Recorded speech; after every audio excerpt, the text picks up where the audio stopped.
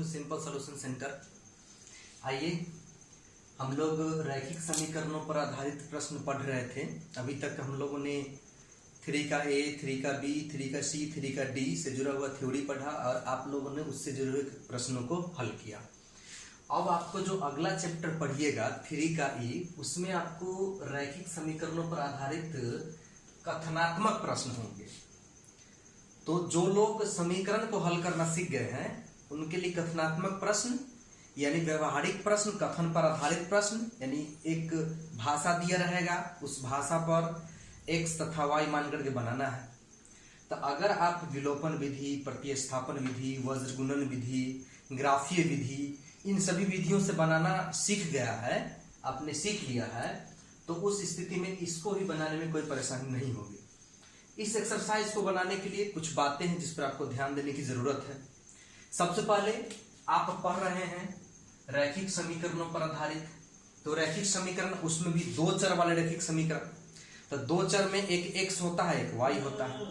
तो रैखिक समीकरण के रूप में आपको अगर बदलना है तो उस स्थिति में हर हाल में ध्यान रखना है कि जो भी कथन दिया रहेगा उस कथन के 2 पार्ट होंगे, तो उसमें से एक पार्ट से एक समीकरण बनेगा और दूसरे पार्ट से दूसरा समीकरण बनेगा। 2 बातों की चर्चा होगी, एक बात के लिए हम x मानेंगे और एक के लिए y मानेंगे। हर हाल में एक x माना जाएगा तो एक y माना जाएगा, तभी 2 चर वाले रैखिक समीकरण होंगे। तो हम किसी x माने किसी y माने ये हमारे विवेक पर निर्भर करता है, लेकिन x और y मानना ही पड़ेगा। तो क्या है कि इसके लिए सबसे पहले जो प्रश्न दिया हुआ रहता है, जरूरी है कि आप प्रश्नों को बार बार पढ़ें। बार बार पढ़ने से आपका कथन माइंड में सेट होगा और उस कथन से आप इक्वेशन बना सकते हैं। स्टेटमेंट अगर दिमाग में सेट हो गया तो स्टेटमेंट की सहायता से अवश्य आप इक्वेशन बना सकते हैं। तो हम कुछ एग्जाम्पल से आपको समझाने की कोशिश करते हैं, एग्जाम्पल की सहायता से। जैसे प्रश्न यहाँ है पहला कि एक क्रिकेट टीम के कोच ने 7 बल्ले और 6 गेंदे 3800 रुपए में खरीदी। ये एक कथन हो गया। दूसरा कथन क्या है? बाद में उसने 3 बल्ले और 5 गेंदे 1750 में खरीदे। देखिए, ऊपर में भी बल्ला और गेंद खरीद रहा है और नीचे में भी बल्ला और गेंद खरीद रहा है। इसी प्रकार से प्रत्येक प्रश्न के 2 भाग होंगे। आपको प्रथम भाग से पहला समीकरण बनेगा और द्वितीय भाग से दूसरा समीकरण बनेगा। तो क्या क्या खरीद रहा है? बल्ला खरीद रहा है और गेंद खरीद रहा है। तो हम बल्ला खरीद रहा है तो बल्ला के लिए x मानेंगे, तो गेंद के लिए y मानेंगे। अगर गेंद के लिए x मानेंगे तो बल्ला के लिए y मानेंगे। फिर हम माने क्या? 7 बल्ला और कुछ राशि दिया हुआ है, तो यहां पर हम मानेंगे 1 बल्ले की कीमत और 1 गेंद की कीमत। 1 बल्ले की कीमत यदि x रुपए मान लेते हैं तो 1 गेंद की कीमत हमें y रुपए मानना पड़ेगा। चलिए हम इसका हल करने की शुरुआत करते हैं। पहले क्या है? पहले बल्ला लिखा हुआ है, तो आप मान लीजिए, माना कि, और क्या माने? प्रत्येक गेंद, प्रत्येक बल्ला। तो आप माना कि प्रत्येक बल्ले की कीमत या प्रत्येक बल्ले का मूल्य। प्रत्येक लिखिए या एक लिखिए, एक ही बात होता है। यहां पर प्रत्येक लिखा हुआ है तो मैं भी प्रत्येक लिख देता हूं। माना कि प्रत्येक, प्रत्येक मतलब क्या? एक, प्रत्येक बल्ले का मूल्य या कीमत लिख सकते हैं x रुपए, तथा एक और चीज मान लेंगे, गेंद भी तो है, प्रत्येक गेंद का मूल्य कह सकते हैं कितना? y रुपया। मैंने पहले ही कहा है एक को x मानना है तो एक को y मानना है। अब आपको आ जाना है प्रश्न से। अकॉर्डिंग टू क्वेश्चन, मैंने कहा कि 2 कंडीशन होगा, 2 केस बनेंगे। तो केस 1 से हम आते हैं। केस 1 देख लीजिए, यहां से यहां तक आपका केस 1 है, फिर यहां से यहां तक केस 2 है। केस 1 से पहला समीकरण बनाएंगे और केस 2 से दूसरा समीकरण बनाएंगे। केस 1 में क्या क्या, 7 बल्ले और 6 गेंद 3800 में खरीदा, यानी 7 बल्ला और 6 गेंद मिला करके 7 बल्ले का दाम और 6 गेंद का दाम मिलाकर 3800 रुपया लगा। तो यहां से देख लीजिए, अगर एक बल्ले का मूल्य x रुपए है तो 7 बल्ले का मूल्य कितना होगा, तो 7 को 1 से गुना कर देंगे। जैसे एक कलम का मूल्य 5 रुपया है, आपसे हम 7 कलम का पूछेंगे तो डेफिनेटली आप बताइएगा 35 रुपया। तो कैसे प्राप्त किए, 7 पचे 35 गुना कर दिए। यहां पर हमें एक बल्ले का मूल्य मालूम है x रुपया, तो 7 बल्ले का 7 गुने x, 7x हो जाएगा।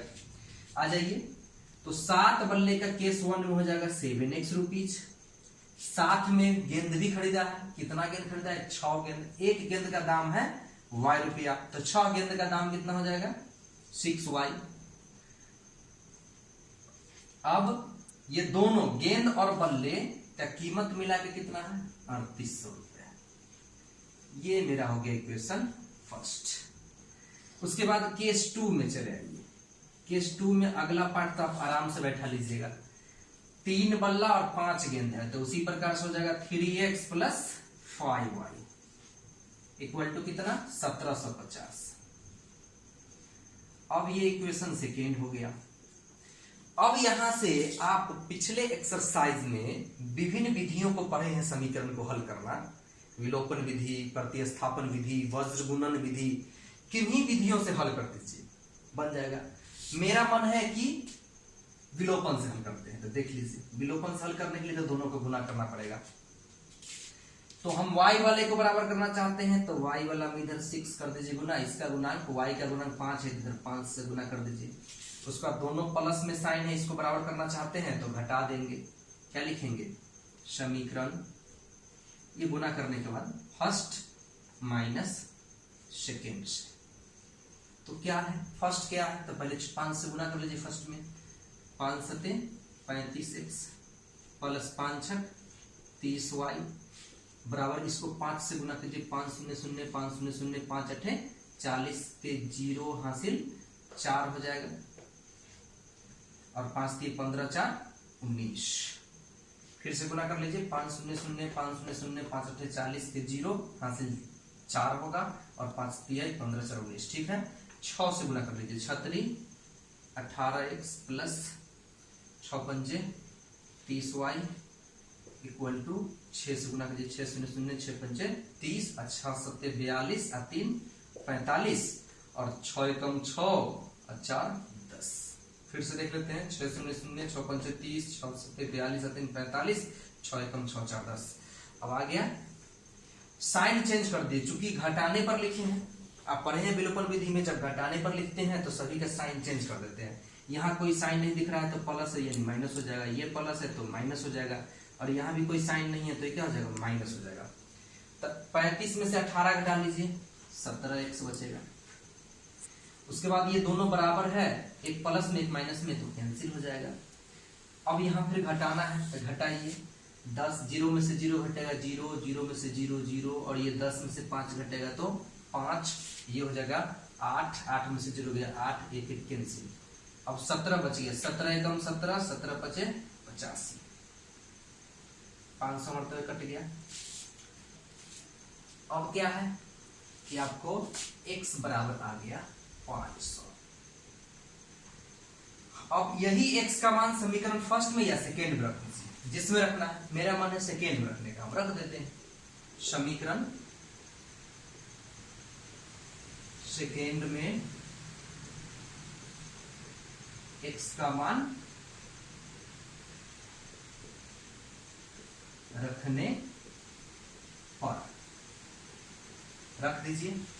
सेकेंड है 3x है, तो 3 into 500 plus 5y equal to 1750 है, ये हो जाएगा 1500 गुना कर लीजिए, 5 15 प्लस 5y इक्वल टू 1750।